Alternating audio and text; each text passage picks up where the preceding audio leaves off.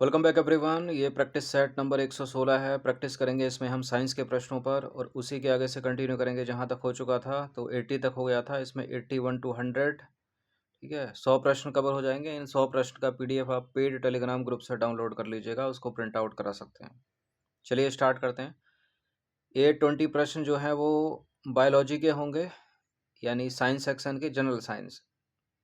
ठीक है, किसी भी स्टेट के पीसीएस में आती है, यूपीएससी सिविल सर्विसेज में भी आती है। पहला प्रश्न, मानव शरीर में एरिथ्रोपोटिन हार्मोन का स्रावण यानी सिक्रेशन मुख्य रूप से किस अंग या ऑर्गन के द्वारा होता है जो लाल रक्त कोशिकाओं के उत्पादन को प्रेरित करता है? जो का क्या मतलब है यहाँ पर? एरिथ्रोपोटिन। एरिथ्रोपोटिन एरिथ्रोपोटिन एक हार्मोन्स है। बताइए वो मानव शरीर के किस अंग से स्रावित होता है? और ये एरिथ्रोपोटिन लाल रक्त कोशिकाओं यानी आरबीसी के उत्पादन को प्रेरित करता है। ये इसका जो श्रावण होता है वो होता है किडनी से, यानी वृक्क से। ठीक है, लिवर लगाकर गलत मत कर देना इसको। तो वृक्क यानी किडनी में स्थित विशेष कोशिकाएं रक्त में ऑक्सीजन के स्तर की निगरानी करती हैं और कम ऑक्सीजन होने पर एरिथ्रोपोटिन का स्राव करती हैं, जो अस्थि मज्जा यानी बोन मैरो को आरबीसी बनाने के लिए उत्तेजित करता है। जो लिवर है वो भ्रूणीय अवस्था में कुछ मात्रा में इसका निर्माण करता है, लेकिन वयस्क मानव में मुख्य रूप से यह कार्य किसका है? आपकी किडनी का है, वृक्क का है। क्वेश्चन नंबर 2 यानी 82, प्रकाश संश्लेषण की प्रकाशहीन अभिक्रिया यानी डार्क रिएक्शन या फिर केल्विन साइकिल क्लोरोप्लास्ट के किस भाग में संपन्न होती है? फोटोसिंथेसिस की जो प्रकाशहीन अभिक्रिया है, डार्क रिएक्शन है, वो होती है स्ट्रोमा में। ऑप्शन नंबर बी है इसका आंसर। जिन सभी टेस्ट किया फुल टेस्ट सीरीज से जोड़ सकते हैं, नंबर पर इस पर व्हाट्सअप कर दीजिए। ठीक है, full test series PDF forward पे मिलेगी। तो केल्विन चक्र के लिए आवश्यक एंजाइम क्लोरोप्लास्ट के तरल भाग यानी स्ट्रोमा में पाए जाते हैं, जहां कार्बन डाइऑक्साइड का स्थिरीकरण होता है। तो स्ट्रोमा करेक्ट हो जाएगा। जो भी बायोलॉजी वाले हैं, मतलब बीएससी एमएससी वाले हैं, उनको मज़ा आ रहा होगा इन प्रश्नों को देखकर। ठीक है, क्योंकि सब पुराना याद आ रहा होगा। क्वेश्चन नंबर 83 पर आ जाइए। निम्नलिखित में से कौन सा एंजाइम डीएनए प्रतिकृति यानी डीएनए रेप्लिकेशन के दौरान डीएनए के धागों को अलग करने का कार्य करता है?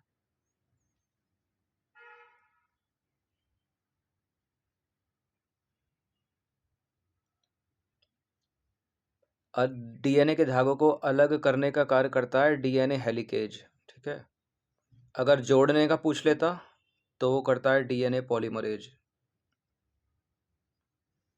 डीएनए हेलिकेज एंजाइम जो है एटीपी की ऊर्जा का उपयोग करके डीएनए के दोहरे कुंडल के बीच हाइड्रोजन बंधों को तोड़ने और उन्हें अलग करता है, जबकि डीएनए पॉलीमरेज एंजाइम नए डीएनए धागे के निर्माण के लिए न्यूक्लियोटाइड्स को जोड़ने का कार्य करता है।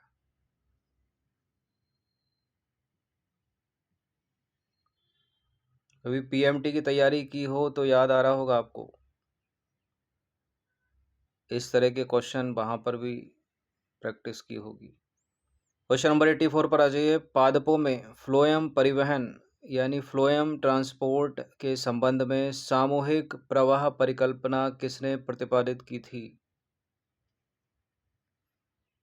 Mass flow hypothesis.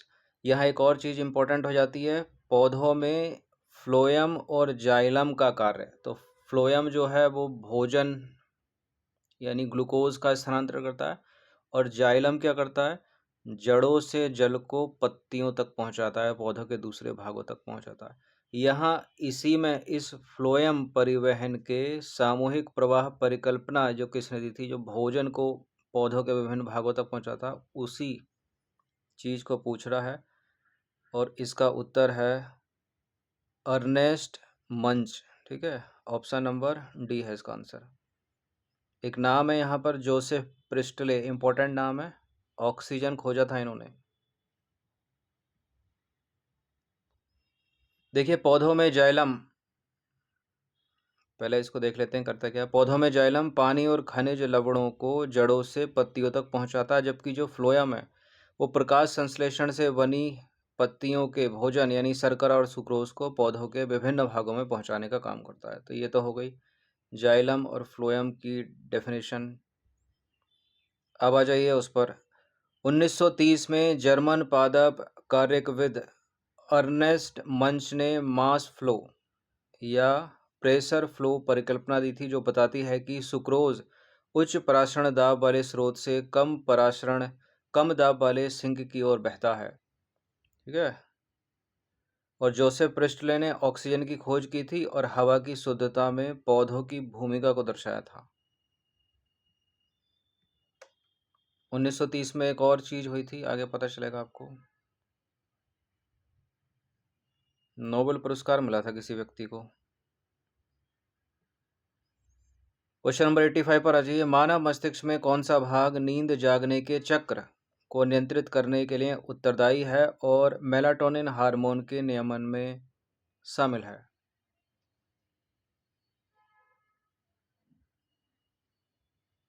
Medulla oblongata, अनुमस्तिष्क या एपीथैलेमस। यहाँ अगर हाइपोथैलेमस हो जाता तो उत्तर सही हो जाता, क्योंकि हाइपोथैलेमस के भीतर ही होता है ये भाग जो है, जो आंसर है अपना इस प्रश्न का, वो हाइपोथैलेमस के भीतर ही होता है और इसका आंसर है ऑप्शन नंबर बी। ठीक है, ऑप्शन नंबर बी ये है सुप्रिया क्यास्मेटिक न्यूक्लियस।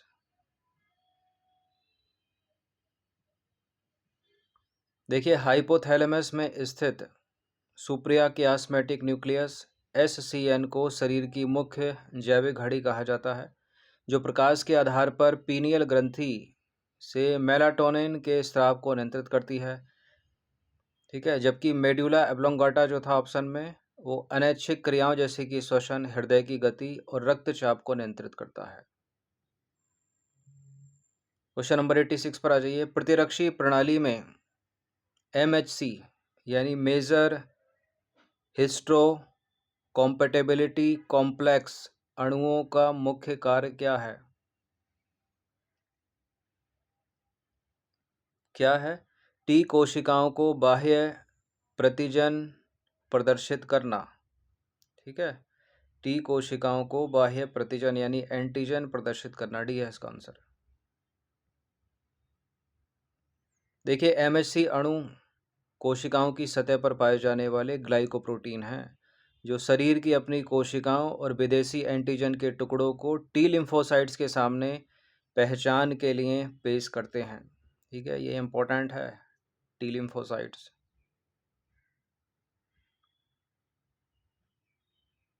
प्रतिरक्षी तंत्र हैं ये ह्यूमन बॉडी में आपकी। क्वेश्चन नंबर 87 पर आ जाइए। जीवाणुओं में पाए जाने वाले प्लाज्मिड के संदर्भ में निम्नलिखित में से कौन सा कथन सही है? केवल एक ही सही होगा। सबको पढ़ लेते हैं, डी से स्टार्ट करते हैं। ये केवल RNA से निर्मित होता है। सी है, यह जीवाणुओं की कोशिका भित्ति का एक मुख्य संरचनात्मक घटक है। ए है, यह मुख्य गुणसूत्रीय DNA के बाहर एक स्व प्रतिकृतिकारी वृत्ताकार DNA है। या बी, इसके बिना जीवाणु जीवित नहीं रह सकता। यहाँ जो सही हो जाएगा ऑप्शन नंबर ए, यह मुख्य गुणसूत्रीय DNA के बाहर एक स्व प्रतिकृतिकारी वृत्ताकार DNA है, यानी सेल्फ रेप्लिकेटिंग। तो प्लाज्मिड जो है जीवाणुओं में पाया जाने वाला अतिरिक्त गुणसूत्रीय DNA होता है, जो स्वतंत्र रूप से अपनी प्रतिलिपि बना सकता है और अक्सर एंटीबायोटिक प्रतिरोध जीन ले जाता है।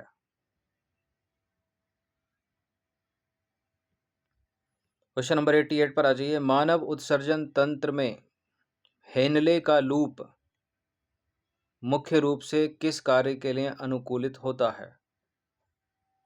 किस कार्य के लिए अनुकूलित होता है मानव उत्सर्जन तंत्र? बताइए। मूत्र की सांद्रता बनाए रखना और जल का संरक्षण करना, इसी के लिए सी है इसका आंसर। देखिए, हेनले का लूप मेडुला के एक प्रतिधारी क्रियाविधि विकसित करता है। मेडुला में एक प्रतिधारी क्रियाविधि विकसित करता है, जिससे अधिक सांद्र मूत्र का निर्माण होता है और शरीर में पानी की बचत होती है। चलिए क्वेश्चन नंबर 89 पर आ जाइए। सहोपकारिता यानी म्यूचुअलिज्म के संदर्भ में माइकोराइजा की बात पूछ रहा है। माइकोराइजा किन दो जीवों के बीच सहजीवी संबंध को प्रदर्शित करता है? ठीक है, सिम्बायोटिक रिएक्शन। सिम्बायोटिक रिलेशन सहोपकारिता के संदर्भ में। सहोपकारिता यानी म्यूचुअल अंडरस्टैंडिंग या म्यूचुअलिज्म जो है वो शैवाल और कवक भी प्रदर्शित करते हैं, लेकिन वो लाइकेन बनाते हैं। यहाँ पूछ रहा है माइकोराइजा, तो माइकोराइजा जो है ए लगाकर गलत मत कर देना। लाइकेन के बारे में पूछता तो शैवाल और कवक उत्तर हो जाता, एल्गी फंगी हो जाता। यहाँ माइकोराइजा पूछ रहा है तो उत्तर हो जाएगा इसका कवक और उच्च पौधों की जड़ें। ठीक है, डी है इसका आंसर, फंगी और उच्च पौधों की जड़ें। देखिए माइकोराइजा कवक और उच्च पादपों की जड़ों के बीच का संबंध है, जहां कवक खनिज व जल अवशोषण बढ़ाता है और पौधा जो है कवक को भोजन देता है, जबकि शैवाल और कवक के बीच सहजीवी संबंध को लाइकेन कहा जाता है। ये तो बहुत पूछा गया एग्जाम्स में और पूछा जाता रहेगा, और माइकोराइजा को भी याद रखिए। लेकिन क्वेश्चन नंबर 90 पर आ जाइए। कोशिका विभाजन की किस उप अवस्था में यानी सब स्टेज में क्रॉसिंग ओवर या जीन विनिमय की घटना घटित होती है, जो आनुवांशिक विविधता के लिए जिम्मेदार है? लेप्टोटीन में, डिप्लोटीन में, जाइगोटीन में या पैकिटीन में? ये होती है डिप्लोटीन में। ऑप्शन नंबर बी है इसका आंसर। क्या द्वंद हो गया? सॉरी, पैकेटीन में होती है। ठीक है, ये होती है पैकेटीन में, ऑप्शन नंबर डी। डिप्लोटीन में भी होता है कुछ। देखिए डिप्लोटीन अवस्था में क्रॉसिंग ओवर के बाद गुणसूत्र अलग होने लगते हैं और काइएज्मेटा स्पष्ट दिखाई देने लगता है। ठीक है, लेकिन वहाँ पूछ रहा था आनुवंशिक पदार्थों का आदान प्रदान, उसमें वो होता है पैकेटीन में। अर्धसूत्री विभाजन फर्स्ट के प्रोफेज फर्स्ट की पैकेटीन अवस्था में समजात गुणसूत्रों के गैर सहोदर क्रोमेटिड्स के बीच आनुवंशिक पदार्थों का आदान प्रदान यानी क्रॉसिंग ओवर होता है। ठीक है, चलिए 91 पर आ जाइए। मानव शरीर में कौन सी ग्रंथि अंतरस्रावी यानी एंडोक्राइन और बहिस्रावी यानी हेक्सोक्राइन दोनों प्रकार के कार्यों को निष्पादित करती है और इसे मिश्रित ग्रंथि कहते हैं? और ये मोस्ट इंपॉर्टेंट प्रश्न है। ये है अग्नाशय, आपका पेनक्रियाज। ऑप्शन नंबर डी है इसका आंसर। देखिए मानव शरीर में अग्नाशय यानी पेनक्रियाज एक ऐसी ग्रंथि है जो अंतरस्रावी यानी एंडोक्राइन और बहिस्रावी यानी हेक्सोक्राइन दोनों प्रकार के कार्य करती है, इसलिए इसे मिक्स्ड ग्लैंड यानी मिश्रित ग्रंथि कहा जाता है। दोनों कार्यों को यदि देखें, बहिस्रावी कार्यों में क्या क्या है इसके? बहिस्रावी कार्य ये पाचक एंजाइम जैसे कि एमाइलेज, लाइपेज और ट्रिप्सिन का उत्पादन करती है, जिन्हें नलिकाओं यानी डक्ट्स के माध्यम से छोटी आंत में भेजा जाता है। और अंतःस्रावी के रूप में ये लैंगरहाइंस के द्वीप के माध्यम से सीधे रक्त में हार्मोन स्रावित करती है। मुख्य रूप से जो हार्मोन्स हैं इंसुलिन और ग्लूकेगान। इंसुलिन बीटा सेल से निकलता है और ग्लूकेगान देखिए लैंगरहांस के द्वीप में होती हैं 3 सेल, अल्फा, बीटा और गामा। अल्फा से निकलता है ग्लूकेगॉन, बीटा से निकलता है इंसुलिन और गामा से भी निकलता है वो है सोमेटोस्टाटिन। लेकिन सबसे ज़्यादा जो एग्जाम्स में पूछा जाने वाला है वो बीटा है, लेकिन ग्लूकेगॉन को भी याद रखिए जो अल्फा सेल से निकलता है, और गामा से सोमेटोस्टेटिन। वो पीएमटी थोड़ा लेवल ऊपर का चला जाएगा। अच्छा, अन्य मिश्रित ग्रंथियाँ हमारी ह्यूमन बॉडी में, अग्नाशय के अलावा मानव शरीर में अगर मेल है तो टेस्टिस और फीमेल है तो ओवरीज मिक्स्ड ग्रंथियों के उदाहरण हैं। क्वेश्चन नंबर 92 पर आ जाइए। एंजाइम क्रियाविधि के संबंध में प्रेरित आसंजन सिद्धांत किसके द्वारा प्रस्तुत किया गया था? इंड्यूस्ड फिट थ्योरी, प्रेरित आसंजन सिद्धांत है डेनियल कॉशलैंड का। ठीक है, ऑप्शन नंबर बी है इसका आंसर। जो ताला चाबी परिकल्पना है वो एमिल फिशर की है। ठीक है, 11th-12th में अगर बायोलॉजी रही होगी तो पढ़ा होगा आपने। तो 1958 में कॉशलैंड ने प्रेरित आसंजन सिद्धांत दिया। जिसके अनुसार एंजाइम की सक्रिय साइट लचीली होती है और सबस्ट्रेट के जुड़ने पर अपना आकार उसके अनुकूल बदल लेती है। एमिल फिशर ने ताला चाबी परिकल्पना यानी लॉक एंड की थ्योरी दिया था, जो मानता है कि एंजाइम की सक्रिय साइट कठोर होती है। चलिए, कशेरुकियों यानी वर्टिब्रेट्स में पाए जाने वाले ऑटोलिथ अंग का मुख्य काम क्या है? वर्टिब्रेट्स होते कौन है? क्या मनुष्य एक वर्टिब्रेट्स है? कशेरुकी है मनुष्य कशेरुकी। गाय कशेरुकी है? गाय भी है। कुत्ता कुत्ता भी है। शुतुरमुर्ग शुतुरमुर्ग भी है। तो कशेरुकी में पाए जाने वाले ओठलित अंग का मुख्य कार्य है गुरुत्वाकर्षण और रैखिक त्वरण के संबंध में शरीर का संतुलन बनाए रखना। ऑप्शन नंबर डी है इसका आंसर, यानी लीनियर एक्सेलरेशन। तो आंतरिक कान में मौजूद है ये ओटोलिथ अंग। यूट्रिकल और सेक्यूल में कैल्शियम कार्बोनेट के कण होते हैं जो सिर के झुकने या रैखिक गति पर करने पर गुरुत्वाकर्षण के प्रति संवेदनशीलता पैदा कर संतुलन बनाते हैं। अब थोड़ा कशेरुकी के बारे में बता देता हूँ। देखिए, कशेरुकी यानी वर्टिब्रेट वे प्राणी होते हैं जिनके शरीर में रीढ़ की हड्डी यानी स्पाइनल कॉर्ड और एक विकसित मस्तिष्क वाली खोपड़ी होती है। यह सभी जीवधारी कार्डेटा संघ के अंतर्गत आते हैं। चलिए, मोस्ट इंपॉर्टेंट प्रश्न है और रिपीटेड भी होता है बहुत एग्जाम में। कीटभक्षी पौधे मुख्य रूप से किस तत्व की कमी वाली मृदा में उगते हैं और उसकी पूर्ति के लिए कीटों का शिकार करते हैं? इंपॉर्टेंट प्रश्न है ये, और एग्जाम्पल भी यहाँ पर दिया हुआ है। नेफेंथिस और घटपर्णीय कीटभक्षी पौधे हैं, तो ये वहीं उगते हैं जहाँ नाइट्रोजन की कमी होती है। डी है इसका आंसर, और नाइट्रोजन की कमी को पूरा करते हैं ये कीटों का शिकार करके। ये पौधे दलदली और अत्यधिक अम्लीय मिट्टी में उगते हैं जहां नाइट्रोजन की कमी होती है। ये कीटों के प्रोटीन को पचाकर नाइट्रोजन प्राप्त करते हैं। क्वेश्चन नंबर 95 पर आ जाइए। ह्यूमन जीनोम प्रोजेक्ट यानी मानव जीनोम प्रोजेक्ट के अनुसार मानव जीनोम में सबसे बड़ा ज्ञात जीन कौन सा है? कौन सा है? डिस्ट्रोफिन या टिटिनिन? डिस्ट्रोफिन। डिस्ट्रोफिन जीन मानव शरीर का सबसे बड़ा ज्ञात जीन है, जिसमें लगभग 2.4 मिलियन बेस पोयर्स यानी क्षार युग्म पाए जाते हैं। यह मांसपेशियों के कार्य के लिए आवश्यक प्रोटीन बनाता है। चलिए, क्वेश्चन नंबर 96 पर आ जाइए। निम्नलिखित पर विचार करेंगे। क्या क्या है ये? सांप है, मनुष्य है, हाथी है, मेढक है, शुतुरमुर्ग है। उपरोक्त में से कौन सा से कशेरुकी यानी वर्टिब्रेट प्राणी है? तो मनुष्य तो है कशेरुकी, हाथी भी कशेरुकी है, 2-3 हो गया। शुतुरमुर्ग भी कशेरुकी है, मेढक भी कशेरुकी है, सांप भी कशेरुकी है। सारे के सारे कशेरुकी हैं, तो डी है इसका आंसर, उपरोक्त सभी वाला।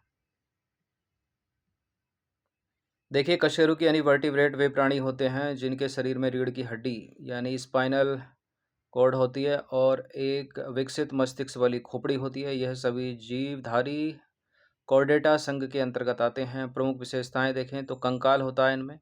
इनमें हड्डी या उपास्थि उपास्थि यानी कार्टिलेज से बना एक आंतरिक कंकाल होता है। और तंत्रिका तंत्र, रीढ़ की हड्डी के भीतर सुरक्षित एक सुविकसित केंद्रीय तंत्रिका तंत्र मौजूद होता है। केंद्रीय तंत्रिका तंत्र यानी सेंट्रल नर्वस सिस्टम।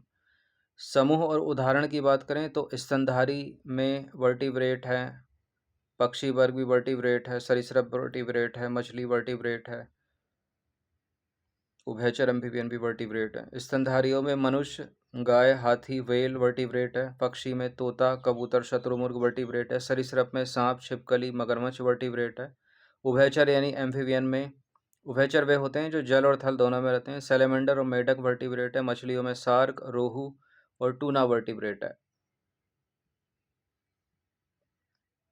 97 नंबर का प्रश्न है। निम्नलिखित कथनों में से कौन सा कथन सही है? रुधिर वर्ग यानी ब्लड ग्रुप की खोज के लिए कार्ल लैंडस्टीनर रुधिर वर्ग यानी ब्लड ग्रुप की खोज कार्ल लैंडस्टीनर ने 1930 में की थी। इस महत्वपूर्ण खोज के लिए उन्हें 1960 में चिकित्सा के नोबेल पुरस्कार से सम्मानित किया गया था। क्या? देखिए, सन गलत है दोनों में, बाकी सारी चीज़ें ठीक है। तो कार्ल लैंडस्टीनर ने 1901 में ब्लड ग्रुप की खोज की थी रुधिर वर्ग की। और 1930 में इन्हें चिकित्सा के नोबेल पुरस्कार से सम्मानित किया गया था। तो यहाँ गलती जो है सन में है, ईयर में है, बाकी नाम ठीक है। तो इसका जो आंसर हो जाएगा ऑप्शन नंबर डी हो जाएगा। देखिए, रुधिरबर्ग यानी ब्लड ग्रुप की खोज ऑस्ट्रियाई वैज्ञानिक कार्ल लैंडस्टीनर ने 1901 में की थी। इस महत्वपूर्ण खोज के लिए उनको 1930 में चिकित्सा के नोबेल पुरस्कार से सम्मानित किया गया था, यानी फिजियोलॉजी या मेडिसिन। ठीक है, इंपॉर्टेंट खोज है आपकी ह्यूमन बॉडी के लिए, एग्जैक्ट डेट के साथ याद रखना है इसको। 98 नंबर का प्रश्न है, इस प्रश्न को रिलेट करके अगर पूछा जाए तो ये प्रीवियस ईयर का प्रश्न है। 1930 में किस वैज्ञानिक को ABO रक्त समूह प्रणाली का वर्णन करने के लिए नोबेल पुरस्कार दिया गया था? तो कार्ल लैंडस्टीनर ही हो जाएगा, ये है इसका आंसर। 1930 में कार्ल लैंडस्टीनर को मानव ABO रक्त समूह प्रणाली का वर्णन करने के लिए नोबेल पुरस्कार दिया गया था। कार्ल लैंडस्टीनर ने 1901 में मानव रक्त समूह की खोज की थी और इस खोज ने रक्त आधान की आधुनिक चिकित्सा पद्धति की नींव रखी थी। क्वेश्चन नंबर 99 पर आ जाइए, इंपॉर्टेंट प्रश्न है। यदि रेफ्रिजरेटर के दरवाजे कुछ घंटे के लिए खुले छोड़ दिए जाएं तो कमरे का तापमान कम हो जाएगा, बढ़ जाएगा, वही रहेगा, केवल रेफ्रिजरेटर के आसपास के क्षेत्र में घट जाएगा? ये प्रश्न प्रीवियस ईयर का प्रश्न है और 67 BPSC प्रीलिम्स 2022 में पूछा हुआ है। किसी भी स्टेट के PCS के जो PYQ हैं, मतलब प्रीवियस ईयर के क्वेश्चन हैं, वो इम्पोर्टेंट होते हैं, खासकर दूसरे स्टेट के PCS के लिए। सब इधर के उधर घुमा घुमा कर पूछते रहते हैं। देखिए, यदि रेफ्रिजरेटर या आपके घर में जो फ्रिज है उसका दरवाज़ा खुला छोड़ देंगे तो जो कमरे का टेम्परेचर है वो बढ़ जाएगा, कम नहीं होगा, वह भी नहीं रहेगा, बढ़ जाएगा। आसान भाषा में इसको समझे।